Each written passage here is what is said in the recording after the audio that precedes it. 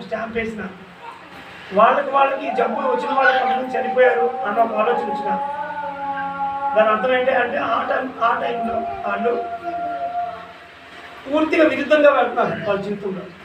అదే ఒక death stamp ప్రాబ్లంగా వస్తుంది. వాళ్ళకి ఏం చేస్తామంటే నువ్వు ముందు ఇల్లు వదిలేసి ఆశ్రమంలోకి వచ్చాయి. ఫస్ట్ నీకు అక్కడ ఉండడానికి అసలు రైట్ లేదు. నువ్వు ఉంటే ఇంకొంతమంది నువ్వు పాడు చేస్తావు. రివర్స్ గైడ్ ఏం చేస్తాడు? అందరికీ రివర్స్ డైరెక్ట్ ఇస్తున్నాడు సమాజంలో ఉంది. తిరిగి నీకు సమాజంలో ఉండడానికి అవకాశం లేదు. 3 నెలలకు 6 నెలలకు మాట్లాడకపోతాయి. తిరిగి నువ్వు సమాజంలో తిరగాలి అనుకుంటే ముందు అన్నీ మూసుకొని వచ్చి ధ్యానం కూర్చోవు. 6 నెలలు సంవత్సరం పిరమిడ్లో. సో గొప్ప గొప్ప పిరమిడ్ క్షేత్రాలు మనం అద్భుతంగా నిర్మించుకున్నాం.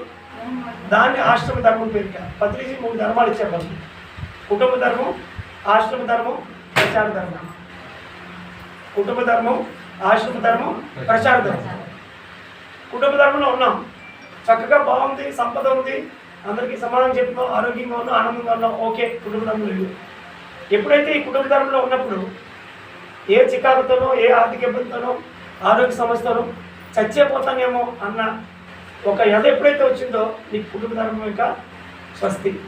మొత్తం కాదు, ఇక్కడ ఉన్నా కూడా నువ్వు ఆనందంగా లేవు. చాలామంది కనిపిస్తుంది, ఏంటి సంసారం వదిలేసి ఎక్కడికి పోతే బాగుండు, చచ్చిపోతే బాగుండు అని ఎప్పుడూ అనిపించిందా లేదా? ధ్యానానికి ముందు అనిపించింది కదా. ఆ బాధ వచ్చింది అంటే అర్థం ఏంటంటే అప్పుడు కుటుంబ ధర్మం వదిలి మనం ఆశ్రమ ధర్మంలోకి వెళ్ళాలి. ఆశ్రమ ధర్మం అంటేనే కళ్ళు మూసుకొని కూర్చొని శ్వాస చేసుకొని పూర్తిగా ధ్యానంలో ఒక యోగిలా ఉండడం. ఆశ్రమం అంటే ఏంటి? యోగిలా ఉంటాడు. కుటుంబం అంటే సంసారం, ఆశ్రమం అంటే యోగితత్వం.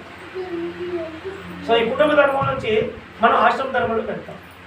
ఆశ్రమ ధర్మంలో ఉదయం నుంచి రాత్రి వరకు గంటలు ధ్యాన సాధన, ప్రకృతిలో ఉండడం, అక్కడ ఉన్న మాస్టర్తో మాట్లాడడం, ఆధ్యాత్మిక పుస్తకాలు చదవడం, వాళ్ళు చెప్పిన ప్రవచనాలు వినడం. అలా ఒక 40 రోజుల పాటు మన ఆశ్రమ ధర్మంలో ఉంటే ఏవైతే బట్టలు ఆ లాక్కోవడానికి పైనుంచి వస్తారో వాళ్ళు 1 నిమిషం ఆగుతారు. ఇంకేదో మారాడే కొద్దిగా లోపలికి చూస్తున్నాడు, వీడికి ఇప్పుడు జీవితం అంటే ఏంటో చెప్తే వినేటట్టే ఉన్నాడు. ఇంతకుముందు అంటే అడ్డగోలుగా అది తెలిసినట్టుగా వెళ్ళిపోతున్నాడు ఆ డైరెక్షన్లో, ఆగట్లేదు. 180 కిలోమీటర్ స్పీడ్ వెళ్ళిపోతున్నాడు రివర్స్లో. ఇంకా నాపాలంటే బట్టలు లాక్కోవాలంటే ఇంకేం చేయలేం, వినే పరిస్థితి కూడా లేదు అక్కడ. ఇప్పుడేం చేస్తున్నాడు? తిరిగి ఆ జీవితాన్ని వదిలేసి ఒక పక్కకు వచ్చి కూర్చొని కళ్ళు మూసుకొని ఏం చెప్తారో వినడానికి ప్రయత్నిస్తాను. ఆ పిల్లల్ని బయటికి తీసుకెళ్ళండి, పిల్లల్ని బయటికి తీసుకెళ్ళండి,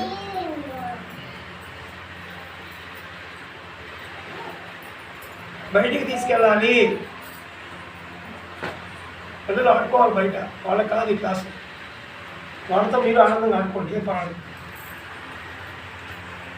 సో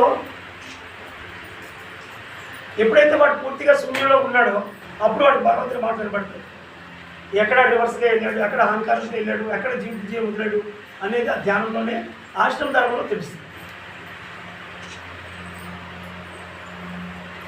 దేవుని రాజ్యం చాలా గొప్పగా ఉంది, దాన్ని తొలుత గమనించండి, అప్పుడు నీకు అన్నీ కనపడతాయి అని చెప్పి జీవిస్తాడు.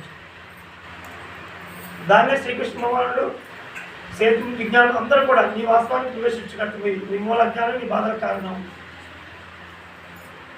జ్ఞానం పొందితే జ్ఞానంతో ఆనందాన్ని పొందుతాం అని అందరూ కూడా తెలియజేస్తారు. సో ఇవన్నీ అర్థమవుతాయి ఆశ్రమ ధర్మంలో. అవి ఎప్పుడైతే తెలిసాయో అప్పుడు వాడికి ఉన్న అహంకారం వదిలేసి వాడి జీవిత జీవం తెలుసుకొని ఆ దిశగా వాడు కర్ణం తిప్పుకుంటాడు. అప్పుడు మళ్ళీ వాడి బట్టలు ఆటోమేటిక్ వస్తాయి. అది క్యాన్సర్ అయినా, మానసిక సమస్య అయినా, చావు సమస్య అయినా, ఏదైనా కానివ్వండి, ఆటోమేటిక్గా అది తిరిగి వెనక్కి వెళ్ళిపోతుంది. ఎందుకంటే అది వచ్చిందే నువ్వు రివర్స్లో వెళ్తున్నావు అని చెప్పడానికి. మనం ఎప్పుడైతే ఆ దశని మార్చుకుంటామో, ఆశ్రమ ధర్మం చేసి ధ్యానం తెలుసుకుంటామో అప్పుడు తిరిగి మళ్ళీ మన బట్ట మనకు వస్తుంది. ఎప్పుడు వస్తాయి? నువ్వు ఎంత తొందరగా ఆశ్రమ ధర్మంకి వెళ్తావు దాన్ని బట్టి. నువ్వు అంత స్పీడ్గా వెళ్తున్నప్పుడు ఇక్కడ ఆపి నీకు చెప్పారు, ఇప్పుడు బాబు నువ్వు రివర్స్లో వెళ్తావు. ఏం చెప్పాడు? నేను కరెక్ట్గా వెళ్తాను అనుకుని ఇంకొన్ని కిలోమీటర్లు వెళ్ళిపోయాను. డాక్టర్ జీకే వచ్చి చెప్తాడు, అరే బాబు ఇది కాదు ఆశ్రమం రాశాను 40 రోజులు ఆశ్రమంలో ఉండేది, ఏంటి పిచ్చి డాక్టర్, ఏంటి పిచ్చి ట్యాబ్లెట్లు అనుకుని ఇంకొంత ముందుకు వెళ్ళిపోయాడు. అక్కడ ఇంకెవడో వచ్చాడు, 4 మందులు వేసాడు, ఇంకొంత ముందుకు వెళ్ళిపోయాడు. నీకు ఇచ్చిన టైం ఒకటి ఉంది కదా, ఆ టైంని దాటి నువ్వు 1వ స్టేజ్లో 2వ స్టేజ్లో వస్తావు. నువ్వు 3వ స్టేజ్ 4వ స్టేజ్కి వచ్చేటప్పటికి ఇటుపక్క హైదరాబాద్ 150 కిలోమీటర్లు అంటే 150 కిలోమీటర్లు అంటే నువ్వు కర్నూలులో వెళ్ళిపోయావు. నువ్వు ఎప్పుడు మళ్ళీ నువ్వు హైదరాబాద్ నీకు ఇచ్చిన టైమే ఒక 2 గంటలు 3 గంటలు. అదే 3 గంటలు నువ్వు అంత దూరం ఇంకో పక్క వెళ్ళిపోతే తిరిగి మళ్ళీ హైదరాబాద్ తీసుకోవడానికి అవుతుందా? అవ్వదు కదా. సరేనా బాబు, నీకు ఇచ్చిన టైం అయిపోయింది, నువ్వు తిరిగి ఇప్పుడు తెలుసుకున్నా కూడా వెళ్ళడానికి టైం లేదు, వచ్చే టైంలో కరెక్ట్గా వెళ్ళి కానీ అని చెప్పి మంచి చావు వాళ్ళకి ఇస్తాడు.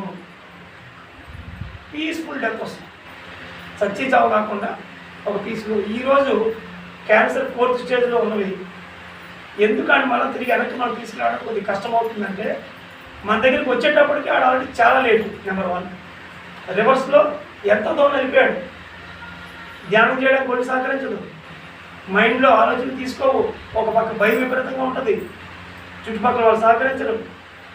తీరా కొద్దిగా మొదలుపెట్టి కొద్దిగా చేసి చిన్న శక్తి రాగానే ఆడెవడో ఒకటి పొల పెడతాడు, ఇలా కేరళ వెళ్ళి ఆకుపోయిన తిను నీకు తగ్గిపోతుంది, వెంటనే వదిలేసి ఆకుపోయి వెళ్ళిపోతుంది. మళ్ళీ ఈలోగా ఇంకొంత డ్యామేజ్, మళ్ళీ దాని మీద ఇంగ్లీష్ వైద్యం కావచ్చు, ఏదో వైద్యం రకరకాలుగా.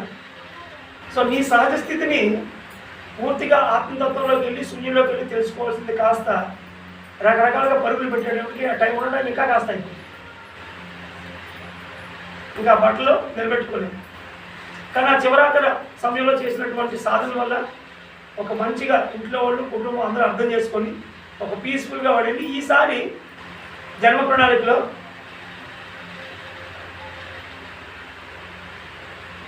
ఆ జంక్షన్ వచ్చేటప్పటికి పక్కన వెంటాడు డే 1 ఎంతమంది వెళ్ళలేదు కదా, ఈసారి వెంటాడు. ఎందుకంటే లోపల ఆ మెమరీ పనిచేస్తుంది, ఇంతకుముందు జన్మ తాలూకా సారం పనిచేస్తుంది.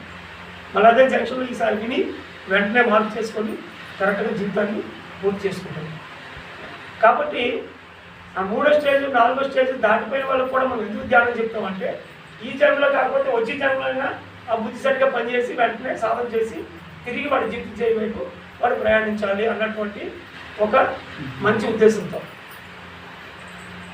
మనకు తెలుసు చాలా లేట్ అయిపోయాడని, కానీ ధ్యానంతోనైనా సరే వాడిని సరిగా మనం చేసి పంపించాలి.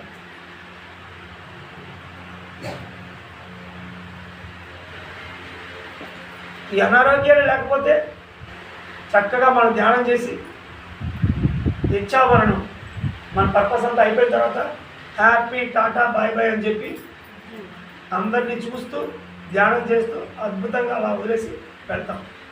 మా ఫాదర్ బ్రహ్మ షప్పాజీ లాగా పిరమిడ్ కట్టే వరకు వెళ్ళని చెప్పాడు. చిన్న పిరమిడ్ మా ఇంట్లో ఉంది ఆల్రెడీ. ఆయన చిన్న పిరమిడ్ కాదు, ఒక 2 కోట్ల రూపాయల పిరమిడ్ కాదు. మొత్తం ఆ చక్రం బిజినెస్ అంతా ఆపి మాకున్న ప్లేస్లో ఆ ప్లేస్ కాస్టే దాదాపు 3 కోట్లు. వైజాగ్లో 2 కోట్లు ఉంటుంది ఆ జాగా ఖరీదు. అందులో మళ్ళీ ఒక 2 కోట్లు వేసి 5 కోట్లతో పిరమిడ్ బిల్డింగ్ అంతా కడితే ఒక 6 నెలలు చక్కగా దాన్ని చూసుకొని ఎన్నో క్లాసుల్లో వాటిల్లో ఆయన పాల్గొని నేను యూకేలో ఉన్నాను. టక్కన సీరియస్ అయిందని చెప్పారు. అప్పటికే నాకు అనుభవాలు ఉన్నాయి. ఇమ్మీడియట్గా నెక్స్ట్ డే బయలుదేరి వచ్చాను. ఒక 3 రోజులు హాస్పిటల్ స్టోరీ, 7 రోజులు ఇంటి దగ్గర స్టోరీ. అందరూ వచ్చాం. ప్రతిరోజు ధ్యానం, పౌర్ణమి ధ్యానం అంటే చాలా విశేషంగా జరిగింది. చివరికి మా మదర్ అందరూ యాక్సెప్ట్ పూర్తిగా. లాస్ట్ మినిట్లో నేను కూడా ఇంకా చేతిలో చేసి అప్పుడు నేను వదిలేను. అంతవరకు నేనే పట్టుకోను. ఆయన పట్టుకొని గట్టిగా ఇంక సంకల్పించాను, మీ సీన్ అయిపోయింది అప్పాజీ గారు, అద్భుతంగా చేశారు, ఇంకా వదలండి శరీరాన్ని, నెక్స్ట్ జీవితం అద్భుతంగా ఉంటుంది అని చెప్పి సంకల్పించిన తర్వాత అక్కడి నుంచి కరెక్ట్గా 20 minutes అయితే ఈ లెఫ్ట్ బాడీ. సో అందరూ ఉన్నారు. దాదాపు ప్రతిరోజు ఒక 75 నుంచి 150 మంది ఉండి ఆ వార్డులో ఎంత అద్భుతంగా అయితే మనం పత్రిజీని ధ్యానంతో ఆయనకు నచ్చిన ప్లేస్లో కైలాసపురిలో అందరి సమక్షంలో ఒక యోగిలాగా అద్భుతంగా మనం ఒక ధ్యాని కనుక జీవితం ఆ రకంగా అద్భుతంగా. ఇక్కడ సరదా పేరేంటి, హేమలతి గారు. మరి మేడం పద్మా గారు చూడండి ఎంత చక్కగా ఆవిడ ఏంటి ఇది మధ్యలో అంటే. సో ఎంత చక్కగా ఆవిడ వెళ్ళిపోతున్నప్పుడు తిరిగి వెనక్కి వచ్చి మళ్ళీ రాత్రి అంతా ఆవిడ ఉండి ఎలా చక్కగా పంపించింది. సో ఎంత అద్భుతంగా చూడండి. ధ్యానంలోనే వెళ్ళిపోయింది. అది ఒక యోగితాలకు మనం అంటే గట్టిగా చెప్పట్టుకుంటాం.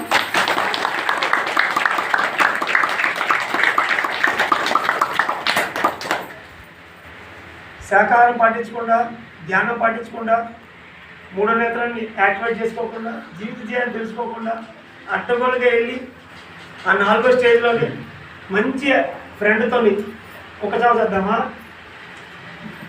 చక్కగా శాకాహారం పాటిస్తూ